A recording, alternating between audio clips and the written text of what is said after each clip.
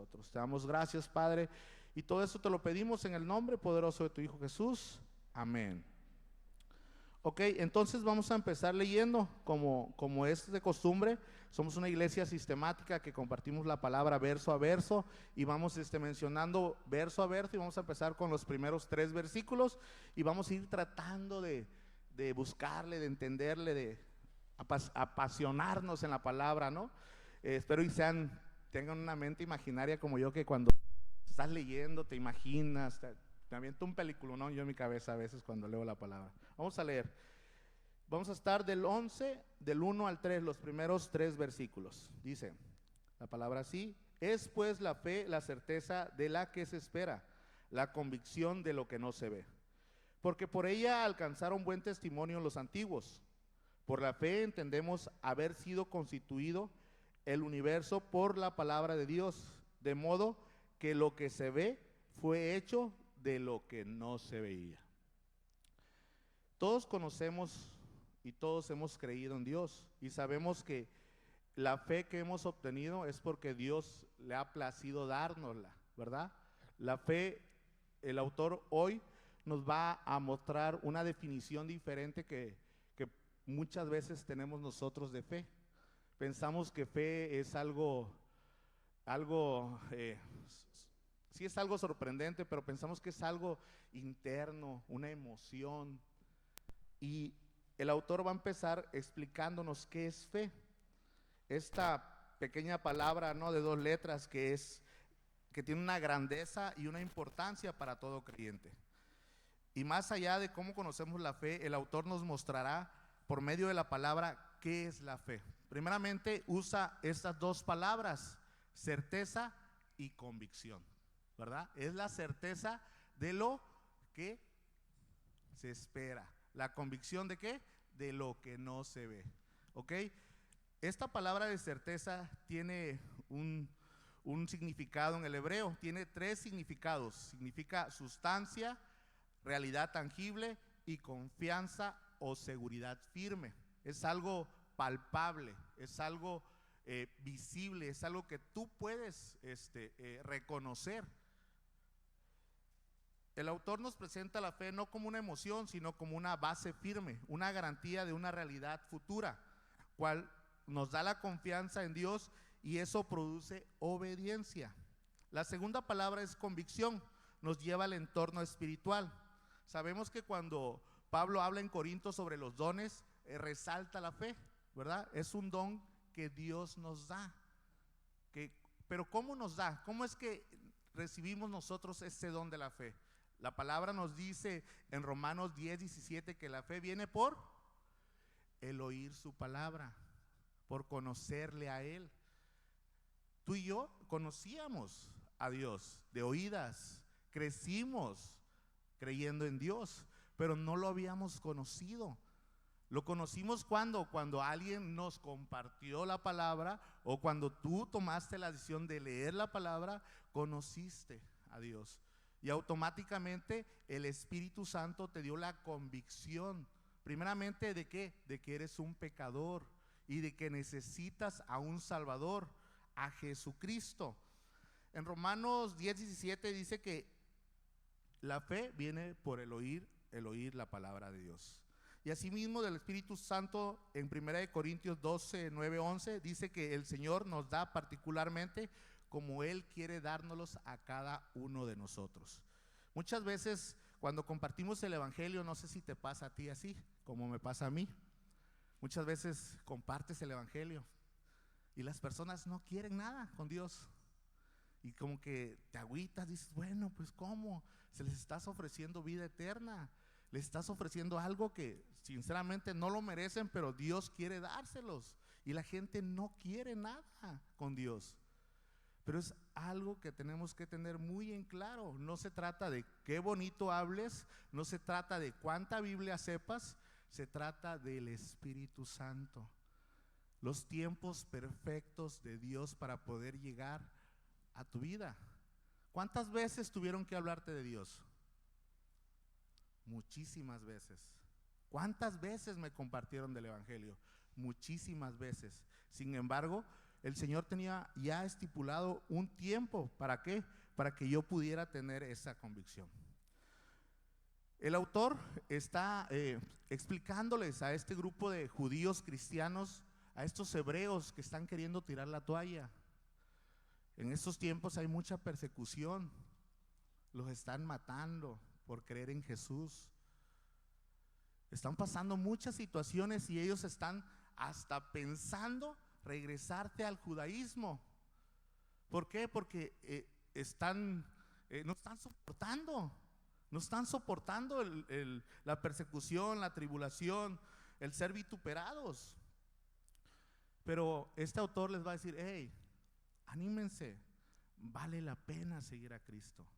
Vale la pena esa fe que has puesto en Jesucristo, el consumador de la fe. ¿Por qué? Porque has obtenido vida eterna. La semana pasada aprendimos de que tú y yo tenemos que poner nuestra mirada ¿en qué? En lo eterno. En lo eterno.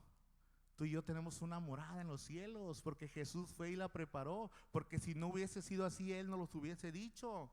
Pero Él tiene una morada para ti y para mí en el cielo. ¿Lo crees, hermano? Es necesario creerlo. Y en el versículo 2 empieza a relatarle este autor a estos hebreos y hoy a nosotros. Nos recuerda que Dios puso su mirada y puso su favor sobre estos hombres y mujeres comunes y corrientes como tú y como yo. Pero la única diferencia es que estos hombres creyeron de una manera tan sorprendente. El versículo 2 dice: porque por ella alcanzaron buen testimonio los antiguos. Así es, estos hombres dieron un paso de fe. Todos se saben la historia de Abraham. Dejó a su familia, dejó su parentela, dejó todo. ¿Por qué? Porque creyó en las promesas de Dios. Él sabía que la promesa que Dios le había dado se iba a cumplir en donde él estuviera, a tal extremo que cuando le dice a Lot: hey, apartémonos, tú dime, jalas para la derecha, yo jalo para la izquierda, jalas para la izquierda, yo jalo para la derecha. ¿Por qué? Porque él sabía que donde quiera que él estuviera, la bendición y la promesa de Dios estaba en él. Tú y yo tenemos una promesa. ¿La crees? ¿Crees que vas a estar un día en el cielo con él? Amén. Tú y yo vamos a estar un día juntamente con Él. Pero es necesario creer. Santiago capítulo 2 versículo 23 dice: Abraham creyó a Dios y le fue contado por justicia y fue llamado amigo de Dios. Así que por medio de la fe Abraham, ahora los que creemos de la misma manera que Él, somos bendecidos. Nosotros recibimos la promesa por medio de Él. ¿Sí recuerdan que el Hijo dice: serás ¿qué? Bendecido, ¿no? Serás bendecido y ¿qué más? Perdón. Toda tu descendencia. Toda tu descendencia. Y nosotros somos descendientes de Abraham. Él es conocido como el padre de la fe. En Gálatas capítulo 3 versículo 9 dice: de modo que los de la fe son bendecidos con el creyente Abraham.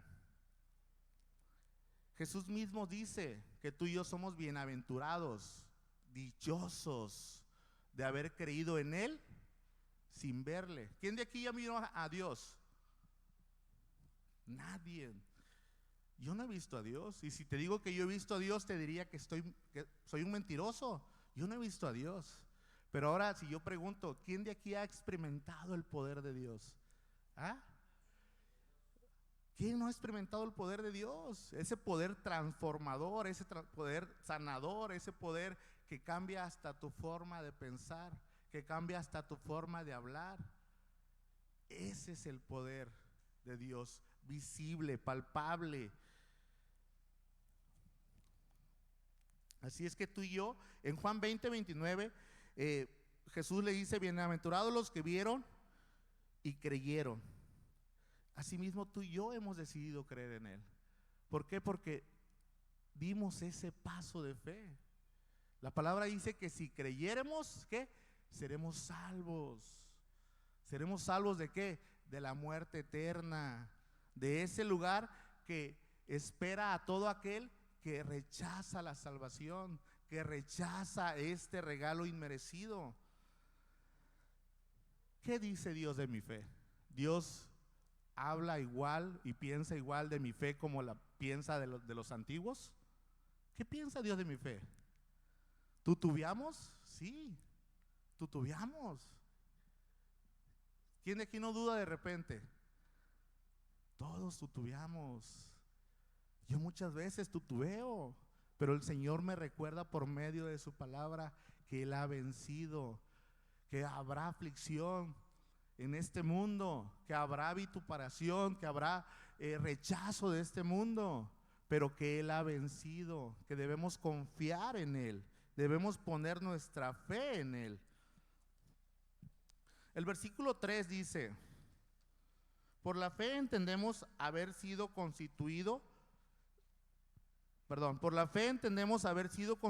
el universo por la palabra de Dios, de modo que lo que se ve fue hecho de lo que no se veía. Yo antes, en lo personal, cuando a mí me hablaron de la palabra, yo batallé mucho con mi pensamiento. O sea, ¿cómo? ¿Cómo solamente digo, hágase la luz y la luz se hizo? ¿Cómo? ¿Cómo es que separó las aguas de la tierra? Es algo tan sorprendente, pero la fe es la que ahora nos da la comprensión de que Dios creó el universo y que su palabra muestra el inmenso poder que Él tiene. En Génesis capítulo 1, repetidamente varias veces Dios dijo, y dijo Dios, y dijo Dios. Para ser exactos, 10 veces, los cuales en la tradición judía son conocidos como los dichos de Dios. Y Dios dijo, hágase la luz. Y Dios dijo, hágase. Y Dios dijo, hágase. El poder de su palabra. El poder de su palabra. Esto tiene poder.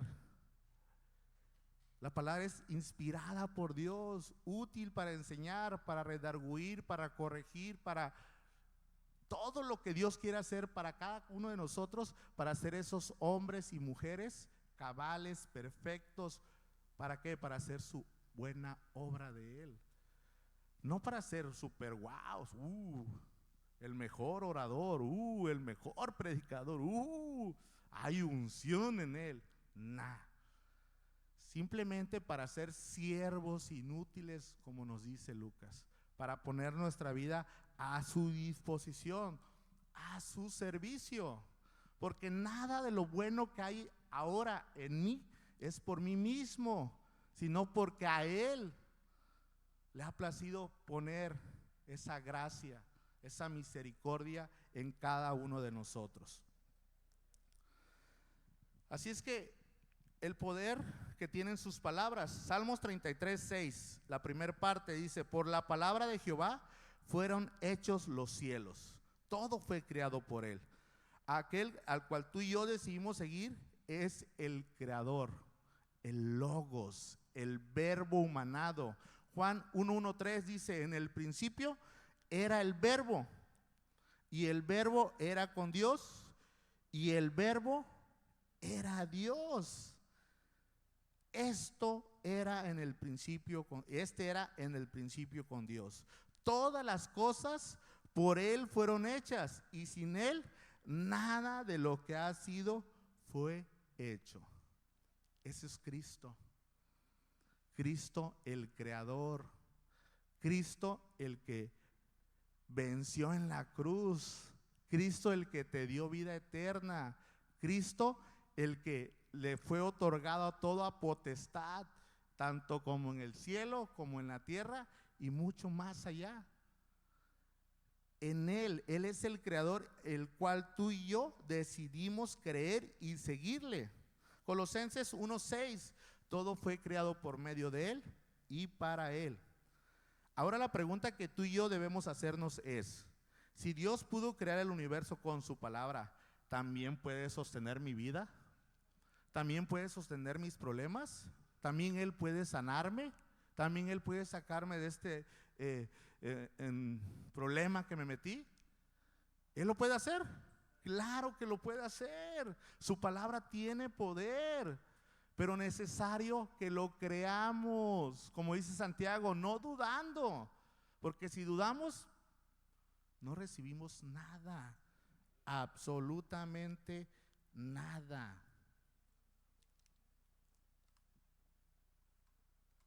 Así es, la fe es algo que tú y yo sabemos que vamos a recibir. Esa es la convicción que tú y yo tenemos que tener. Y convicción va más allá de, es que tengo fe, siento esa emoción. No, es de creerlo, imaginártelo antes de que tú lo tengas. Ejemplos, un trabajo. Señor, ocupo un trabajo con el horario que yo pueda servirte, un trabajo en el cual yo pueda glorificar tu nombre. Yo creo, Señor, y sales a buscarlo y no lo encuentras. ¿Qué pasó? ¿No tuve fe?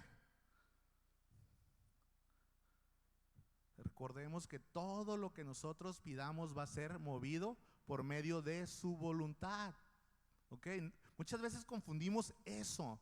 Si tu fe fuera como un granito de mostaza, tú le dirías a ese monte, muévete, y el monte se moverá. Claro, sí, pero primeramente está la voluntad de Dios. Primeramente está la voluntad de Dios. Si el Señor dice, ¿sabes qué? No te quiero ahí, te quiero aquí. No, pero Señor, es que estoy teniendo fe que me lo vas a dar. Sí, pero no, es aquí. Aquí es. El Señor nos contesta de tres maneras: sí, no y espérate.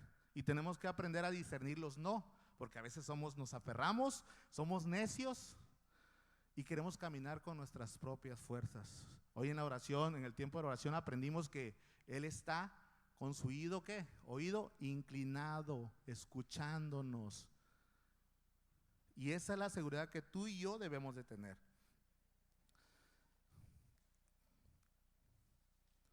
Hemos decidido seguir a Cristo, al Logos, al Creador, y confiamos que Él tiene el control de todo, tanto de nuestras situaciones, nuestros problemas, nuestro matrimonio, todo. Él tiene el control de todo. Descansa. El Señor dice, vengan a mí todos los que estén cargados y aturdidos, yo los haré descansar. Pero muchas veces batallamos, que, ay, es que, ¿cómo lo voy a hacer? Es que este trabajo, y es que esto, y es que aquello, es que lo otro. Es parte de nuestra humanidad, es parte de.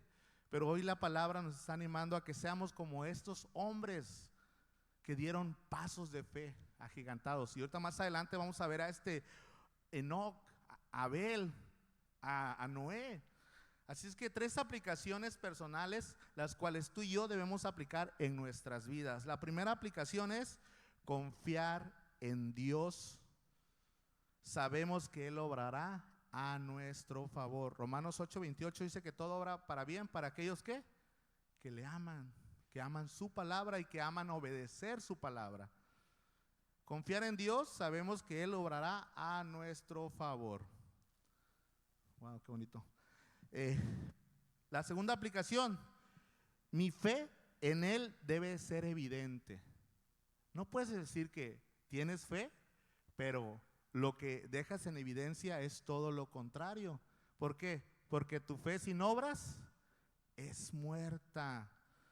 Santiago 2:1-8b dice, y yo te mostraré mi fe por medio de mis obras, por medio de lo que yo hago, y no para ser visto, no para que digan wow, no, para que Él sea glorificado. Todo se trata de Él, recordemos, todo se trata de que Él sea glorificado.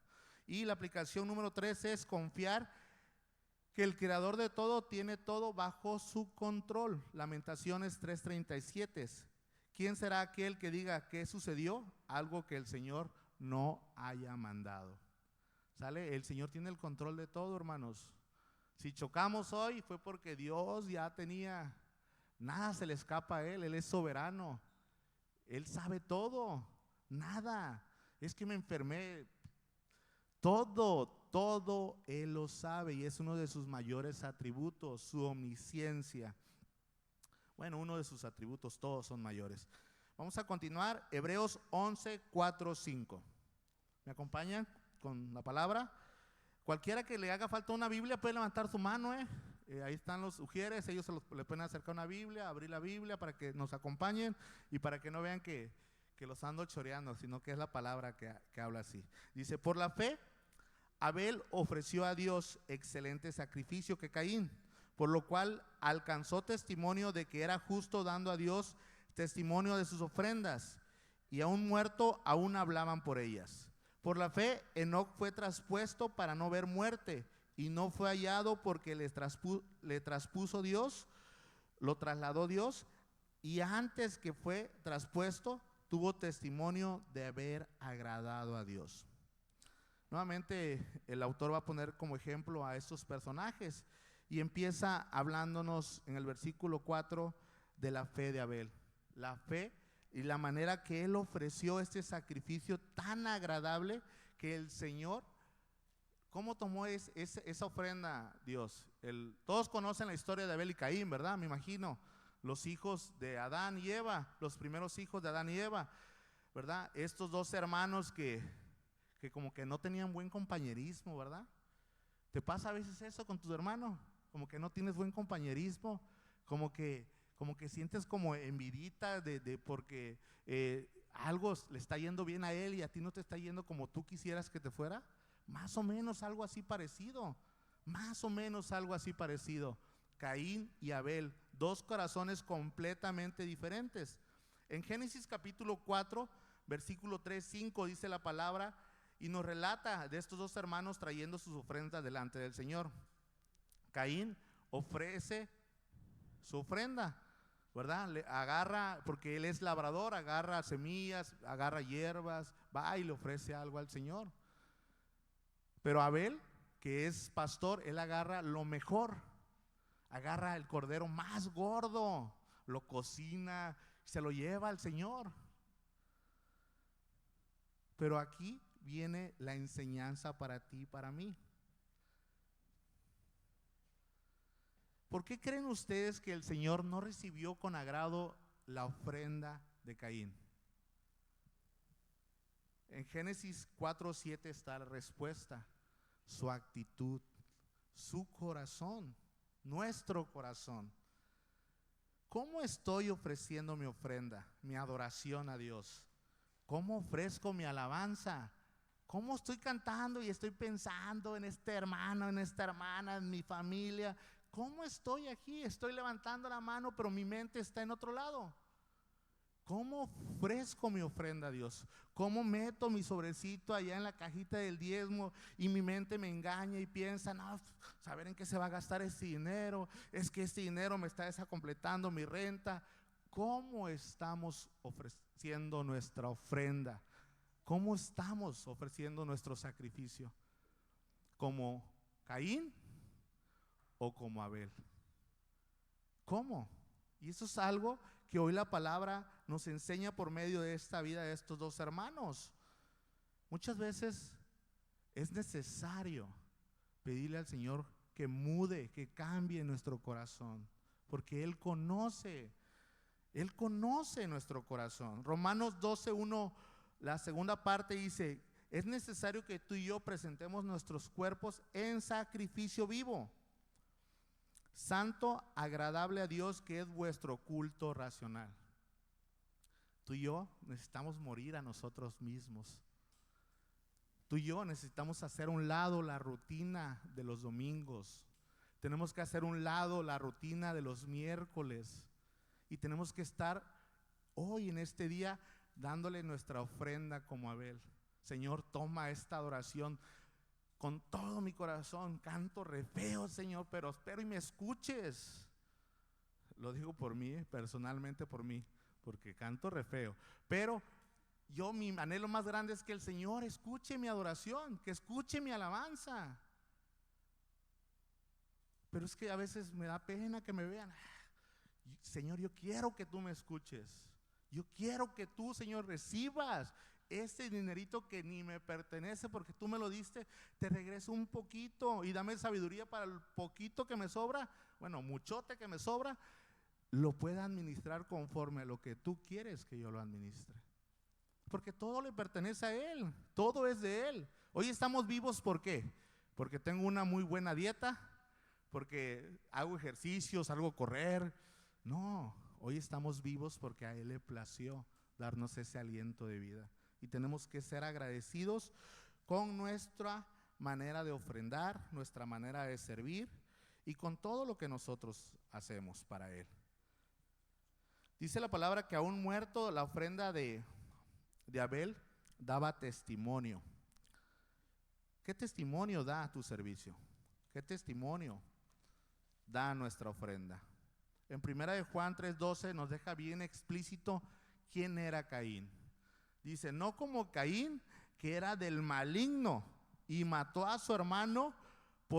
¿Y por qué causa lo mató? Porque sus obras eran malas y las de sus hermanos justas. Mucho cuidado, hermano. Mucho cuidado, porque nadie estamos atentos de tener sentimientos que no son correctos delante de Dios. Mucho cuidado con esos pensamientos que a veces vienen a nosotros de envidia, de celos, de coraje. Mucho cuidado. Vayamos delante de Él y pongamos cautivo esos pensamientos. Mucho cuidado con ese orgullo, esa soberbia, ese egocentrismo. Mucho cuidado, porque muchas veces por ahí fallamos. Es que yo así soy, a mí nadie me cambia. Mucho cuidado, porque tiene que ser evidente lo que Dios ha depositado en nuestro corazón, en nuestro interior. El Espíritu Santo ahora mora en nosotros y tú y yo somos el templo de Él, y es necesario dejar en evidencia eso. El Señor es quien nos conoce, según Él mismo se refiere a Abel como el justo. En Mateo 23:35 Él lo menciona a Abel, que él era un justo, que él hacía lo correcto delante de Dios. Dios primeramente observa nuestro corazón, nuestra actitud, y después recibe nuestra ofrenda, no al revés. No puedo tener algo en contra de mi hermano sin no antes ir y ponerme a cuentas con él y luego llevar mi ofrenda. La palabra dice, deja tu ofrenda ahí, ve y ponte a cuentas con tu hermano. Y la palabra lo dice, no lo digo yo. Y muchas veces, ¿qué hacemos? Oh, santo, santo Señor.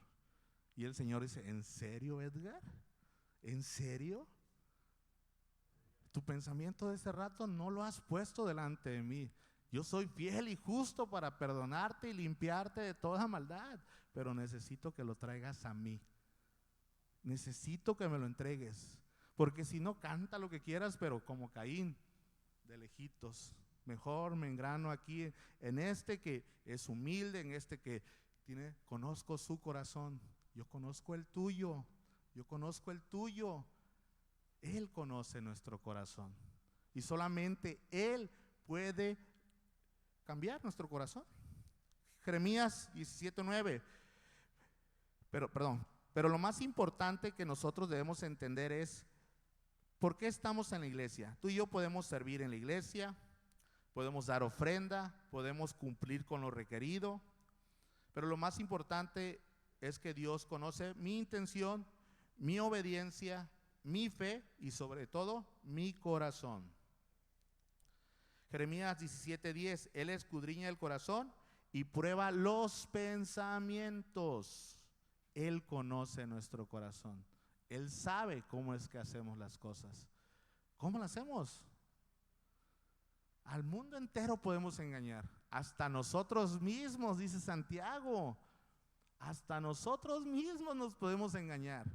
Pero a Él no le podemos engañar. El versículo 5 nos sigue diciendo el autor: por la fe de Enoc fue traspuesto para no ver muerte, y no fue hallado porque lo traspuso Dios, y antes fuese traspuesto tuvo testimonio de haber agradado a Dios. Enoc es otro gran personaje del Antiguo Testamento. El Señor halló gracia en él. Enoc caminó con Dios, dice la palabra. Génesis 5:24. Enoc caminó con Dios. ¿Quién de aquí camina con Dios hoy? Hermano, tú y yo caminamos con Dios todos los días. Recuerda, eres el templo de Dios. Recuerda, el Espíritu Santo, que es Dios, mora en ti. Y Él te guía, Él te dirige, Él te redarguye, Él te transforma. Él es con el que caminas todos los días. Si en verdad has creído. ¿Por qué? Al que Él le recibe, al que cree en Él le dio la potestad de ser hijos de Dios. Esas son las arras, es la garantía, el pago anticipado que tú y yo tenemos y que está en nosotros. El pasaje de Enoc es una tipología exactamente de lo que nos pasará a nosotros, como dice en 1 de Tesalonicenses 4, 16, 17, que primeramente los muertos, ¿qué? En Cristo resucitarán primero y después tú y yo seremos transformados en un abrir y cerrar de ojos. ¿Cuánto tiempo tardas en abrir y cerrar el ojo, en parpadear? Milésimas de segundo. Así va a ser la transformación que tú y yo vamos a tener. Y si estamos vivos, no conoceremos la muerte y seremos exactamente como Enoc. Si ya moriste en Cristo, vas a ser resucitado, pero si no, nos va a pasar exactamente como Enoc. Vamos a ser trasladados. Y ahora tú y yo le agradamos a Dios. ¿Por qué? ¿Porque soy muy bueno? ¿Porque hago buenas obras? ¿Por qué no? ¿Por qué le agradamos a Dios hoy? Por Cristo. Cristo vino a reconciliarnos con Dios. Tú y yo éramos enemigos de Dios. Romanos 5, 10. Porque nuestras obras eran malas. Hacíamos todo lo contrario. Caminábamos y hacíamos conforme a la corriente del sistema. El que no tranza no avanza. ¿La aplicaron? Todos, creo. Bueno, yo en lo personal muchas veces. El que no tranza no avanza. Que ni cuenta se van a dar. Hay alguien que se da cuenta. Hay un dicho que dicen por ahí que pórtate mal donde Dios no te vea. ¿Dónde? ¿Dónde Dios no me ve? Él es omnipresente, Él está en todo lugar y hasta en lo más escondido. Nuestras obras eran malas, nuestro pecado nos apartaba del reino de Dios. Romanos 3:23 dice: por cuanto todos pecaron, están destituidos de la palabra de Dios. Tú y yo somos pecadores. ¿Alguien de aquí hoy no pecó? Todos hemos pecado. Todos seguimos pecando. Pero hay una gran diferencia. Tú y yo somos pecadores redimidos, perdonados y salvos. Pero el pecador que muere sin Cristo va al infierno. Y no el infierno que muestran por ahí en caricaturas donde hay pari. No, la palabra dice que es el dolor y el crujir de dientes por la eternidad. Por la eternidad. Es necesario creer en Dios. Es necesario confesar a Jesús. Romanos 6:23, porque la paga del pecado es muerte. Y muerte eterna. Todos vamos a morir un día. No hay quien se salve. Al menos que venga Cristo y nos lleve antes, ¿va? Pero todos vamos a morir. Todos. Pero el detalle es, ¿qué me espera después de la muerte? ¿Qué me espera después de que yo me muera? ¿Qué hay para mí? Para los que murieron en Cristo, ¿qué hay? Vida eterna, una eternidad juntamente con Cristo. Para los que no, una eternidad en el infierno, en ese lago de fuego que no fue hecho para nosotros, sino para Satanás y sus ángeles. Hoy, la salvación es hoy. Respira, hermano. Eres salvo, pero si tú hoy estás aquí, no es por una coincidencia. Es porque el Señor te está llamando y te está recordando que Él te ama, a pesar de quién eres, a pesar de tu pecado. Él perdona infinidad de pecado. A pesar de todo eso, bueno, mejor dicho, te ama tal y como eres, pero Él te va a transformar, Él te va a cambiar cuando tú vengas delante de Él y confieses a Él como tu único Salvador. El amor de Dios es manifestado en Cristo Jesús. Juan 3:16 dice que de tal manera amó Dios al mundo que dio a su único Hijo para que todo aquel que en Él crea no se pierda, mas tenga vida eterna. Esta salvación hoy está para ti. Y no necesitas hacer nada sorprendente, solamente creer. Solamente creer y confesarlo. Como dice Romanos 10:9. Que si confesamos con nuestra boca, creemos en nuestro corazón de que Dios levantó a Jesús de entre los muertos, seremos salvos. Porque con el corazón se cree para justicia, pero que es bien necesario que con la boca se confiese para salvación. Solamente de esa manera, porque no hay otro camino el cual nos lleve al Padre si no es Cristo Jesús. Solamente Él.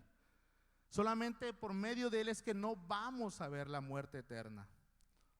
Así es que hoy es el tiempo, hoy es el día, porque la vida es como la niebla, dice Santiago. Hoy está, a ratito, quién sabe. ¿Qué te asegura que mañana te despiertes? Y si te despiertas, gloria a Dios. Y si no, sin Cristo, pues ya estuvo la advertencia. Esa misma advertencia que Dios le dice a Noé cuando haga el arca de Noé. ¿Y qué hizo Noé? Accionó, ¿verdad? Vamos a continuar leyendo. Hebreos 11:6 al 7 para terminar. Dice la palabra: pero sin fe es imposible agradar a Dios, porque es necesario que el que se acerca a Dios crea que le haya y que es galardonador de los que le buscan. Por la fe, Noé, cuando fue advertido por Dios acerca de cosas que aún no se veían, con temor preparó el arca en que su casa se salvase, y por esa fe condenó al mundo y fue hecho heredero de la justicia que viene por la fe.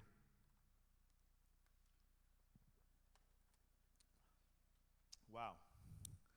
Este versículo 6 es uno de los textos más confrontativos para el creyente, porque sin fe es imposible agradar a Dios. Es imposible, hermanos. Es imposible. Sin fe es imposible agradar a Dios. Sin fe tú y yo no podemos agradarle a Él. Creer en Dios no es solamente un concepto, no solamente es aceptarlo intelectualmente. Es que yo leí, yo sé que sí. ¿Por qué? Porque hasta en el tiempo dice antes de Cristo, después de Cristo, o sea que sí existió.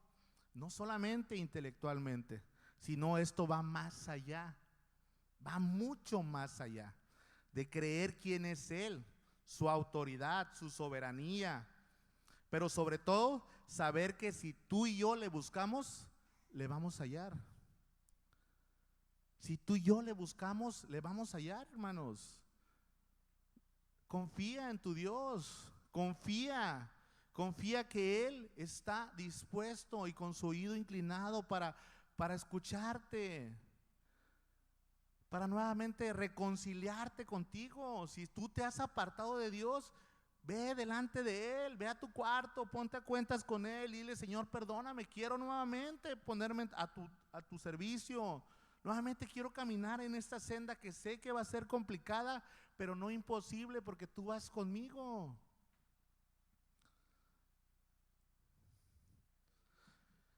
Jeremías 29:13 dice: y me buscaréis y me hallaréis, porque me buscaréis de todo vuestro corazón. Búscale, hermano, búscale ahora que hay tiempo. Amigo, si tú no conoces de Cristo, hoy la palabra se te está exponiendo la gracia, este regalo inmerecido.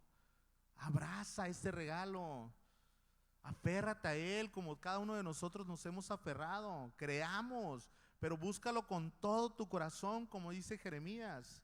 Jesús nos dice lo que tú y yo debemos de hacer. Mateo 6:33, la primera parte, dice: pero buscad primeramente el reino de Dios y su justicia.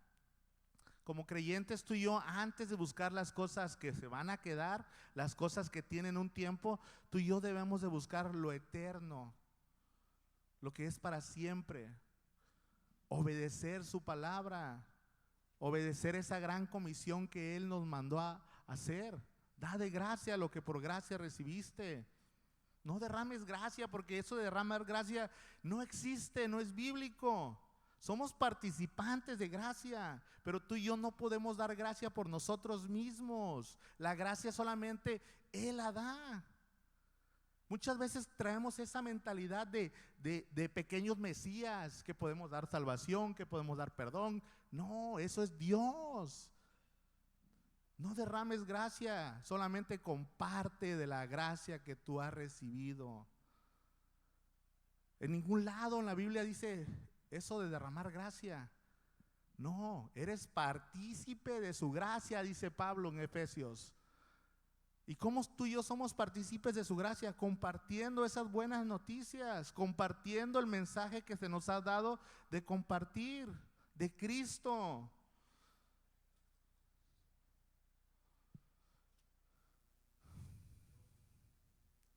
Tú y yo debemos de buscar una relación verdadera, como la tenía Enoc con Dios. Caminaba todos los días con Él. ¿Cómo es nuestra relación con Él? ¿Cómo es tu relación íntima? Es una pregunta personal. ¿Cómo yo paso el tiempo con Dios? ¿Cómo yo camino con Dios? ¿Cómo me levanto? Me doy un tiempo para agradecerle, para decirle que le amo, para decirle que gracias por su sacrificio. ¿Qué es lo que hago? Gracias Dios por un día más. Vámonos a trabajar, que me agarró la tarde. ¿Cómo? ¿Cómo lo hacemos? Gracias Dios por estos alimentos. Gracias Dios por este día. Si tu voluntad, te veo mañana. ¿Cómo? Le damos migajas de tiempo muchas veces en nuestra relación, en nuestro tiempo, en nuestra intimidad a Dios. Y no se diga, el teléfono, ese teléfono de verdad que ha venido a quitarnos mucho tiempo, demasiado tiempo. Y el tiempo más importante, el que tú y yo debemos pasar con Dios, muchas veces se lo dedicamos a las redes sociales o a cualquier otra cosa. Tú y yo vamos a ser galardonador si le buscamos, si tenemos una relación íntima, diaria con Él. El versículo 6, la segunda parte dice, y que es galardonador ¿de qué? De aquellos que le buscan. Hay una recompensa, el favor de Dios para con nosotros. Somos salvos, sí, pero muchas veces va a haber tribulaciones en las cuales Dios va a derramar. El Señor nos va a dar su misericordia. Hoy tú y yo podemos entrar confiadamente al trono de la gracia para pedir ese socorro oportuno, para pedir misericordia. Y el Señor va a obrar para aquellos que tienen una relación verdadera con Él, que tienen una intimidad con Él, que imitan a Enoc, de buscarle y tener una relación, de caminar con Dios. Cuando dice caminar con Dios, significa es obedecer su palabra, obedecer su palabra. El buscarle requiere primeramente tiempo, mucho tiempo. Requiere esfuerzo, requiere sacrificio y sobre todo renunciar a nosotros mismos. Mateo 16:24, la segunda parte dice, si alguno quiere venir en pos de mí, niéguese a sí mismo, tome su cruz y ándale, sígueme. Negarme a mí mismo, a mis deseos, a mis sueños, a mis anhelos. Eso es lo complicado. Eso es lo complicado. De morrillo yo le decía a mi mamá, yo cuando crezca voy a tener una mansión, unas trocas y mucha gente para acá, para allá. Nada vas a ser tu madre. Mi pensamiento guajiro.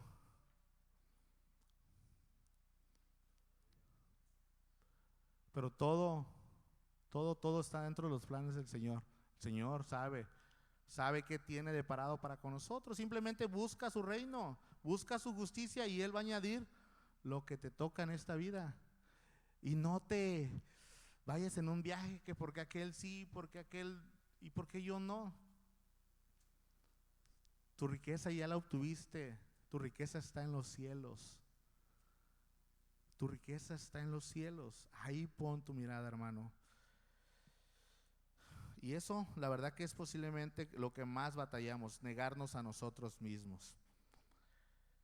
Imagínense, Noé accionó bajo la advertencia de Dios, comenzó a hacer un arca en un lugar donde nunca antes había llovido. Nunca antes había llovido. Y no solamente lo hizo así, tardó 75 años siguiendo al pie de la letra la instrucción de Dios. 75 años en el cual compartía y posiblemente les pedía ayuda al pueblo. Vengan, ayúdenme que va a caer una lluvia. Y bueno, esto está loco. Si del suelo sale el vapor y riega toda la tierra, nunca ha llovido acá. Pero accionó, decidió creer, decidió dar ese paso de fe. Y ese paso de fe que él dio trajo una bendición para su vida. Imagínense en el bullying que le hacían. ¿Cuántas veces no te hacen bullying por compartir de Dios? ¿Cuántas veces no te hacen bullying por cuando empiezas a hablar de una eternidad, de un cuerpo glorificado?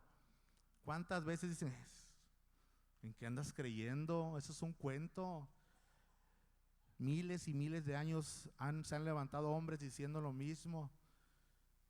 Pero Pedro dice, ¿verdad?, que muchos lo tienen por tardanza, pero lo único que es la misericordia de Dios, que no quiere que nadie se pierda, que todos sean salvos.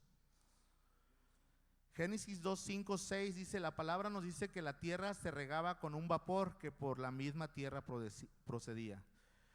Así es que Noé accionó y empezó a hacer exactamente lo que el Señor le había dicho. Y esa misericordia alcanzó su casa, sus hijos. Por ahí hay un texto fuera de contexto y que lo usan de pretexto el día de hoy, ¿verdad? ¿Se acuerdan cuando Pablo y Silas son encarcelados y el carcelero se les acerca y le dice, hey, ¿qué tengo que hacer yo para ser salvo? ¿Qué le dice Pablo? Hey, cree tú y tu casa y serán salvos. Ah, no, yo creo y ya. Mi hija es salva, mi hijo es salvo, mis nietos son salvos. No, hermanos, pero la misericordia de Dios va a llegar a ellos y ellos van a tomar una decisión. Y yo creo lo que la palabra dice, que si yo instruyo a mi hijo, aún siendo grande, él no se apartará de sus caminos. Proverbios 11:21 dice, mas la descendencia de los justos será librada. Esa es la seguridad que tú y yo tenemos. Tú y yo hemos decidido creer, confesar, dimos el paso de fe y ahora estamos instruyendo a nuestros hijos. Esa generación que teníamos de idolatría, de creencias fuera de, se vinieron y se rompieron en Cristo Jesús. Ahora ellos conocen, ellos van a decidir. ¿Por qué? Porque mi salvación no la puede alcanzar a ella.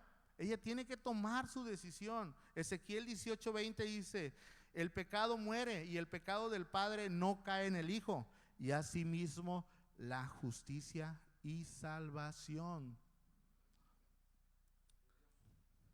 La salvación es individual, es personal, pero tú y yo tenemos una responsabilidad, enseñarles a ellos el camino, enseñarles a ellos, cuidarlos, guardarlos, lo que más podamos hacerlo. Yo a veces me paso, pero me dice mi esposa, porque Robertito no sale ni a la calle, Robertito no tiene amigos, y me dice, déjalo ser niño, y es que afuera puras palabrotas va a aprender, le digo. Pero sí, muchas veces no vamos a poder cuidarlos más de lo que nosotros podamos cuidarlos. ¿Por qué? Porque luego van a venir y van a hacer fantoches aquí. Se van a sentar como niños santos, como niñas santas, pero allá afuera son otra cosa. Y es pura hipocresía. Y eso no es correcto y no le agrada a Dios. Pero también no puedo yo cuidarlo porque yo no soy Dios. No puedo hacer más de lo que me toca hacer. Lo que me toca hacer sin caer en una religiosidad, sin caer en algo que sale más allá de lo que tiene que ser. Así es que la confesión es personal. Y terminamos con nuestro estudio, hermanos. Hoy tú y yo hemos aprendido cómo y cuál es la fe que a Él le agrada. El autor nos enseñó estos tres personajes: Abel, Enoc y Noé. Y aprendimos que sin fe es imposible agradarle a Dios. 4 puntos para cerrar rapidito. Dice, punto número 1, adorar a Dios con un corazón sincero. Adora a Dios, tu ofrenda, tu servicio, hazlo con un corazón sincero. ¿Por qué? Porque Él conoce tu corazón y Él ama ese corazón sincero. Punto número 2, vivir para agradar a Dios. Vive para agradar a Dios. Que tu testimonio le agrade a los hombres, pero no vivas para agradar al hombre y a escondidas vives de una manera terrible. No, mejor que digan, uy, ese hermano no está 100% espiritual, a que te vean espiritual acá y te vean de una manera allá afuera. Sea auténtico delante de Dios. No le fantoches. El Señor odia la hipocresía. El Señor le dijo a estos fariseos, sepulcros blanqueados, hacen, dicen, pero no lo hacen ustedes. Sea auténtico delante de Dios. Una corbata, un saco, una manera de hablar, de decir, no nos hace mejores personas, pero un corazón sincero y que el Señor conoce, eso tiene mucho más valor que cualquier otra cosa que sea apariencia. Punto número 3, confía primeramente en Dios, incluso cuando no veas resultados. Dios está obrando, créelo. Y el punto número 4, obedece a Dios, aunque no entiendas lo que esté pasando y aunque muchas veces para la gente fuera locura tu manera de creer. Para las personas del mundo, las cosas espirituales son locuras. Pero para ti, que tienes la seguridad, lo que has obtenido en Cristo Jesús, eso es lo que te debe animar. Así es que, pues, este fue el estudio de hoy. Espero que haya sido claro, hermanos. Espero que hayan sido edificados como yo fui edificado. El Señor a mí me dio con todo, porque muchas veces, confieso, tutubeo con mi fe. Y el Señor me recordó hoy que Él tiene el control de todo y que su palabra tiene poder para cambiar, transformar y todo. ¿Sale?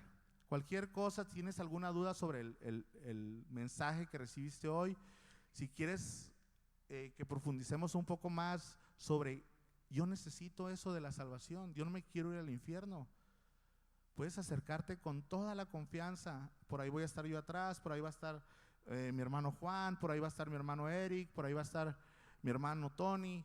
Let's go. 1, 2, 3.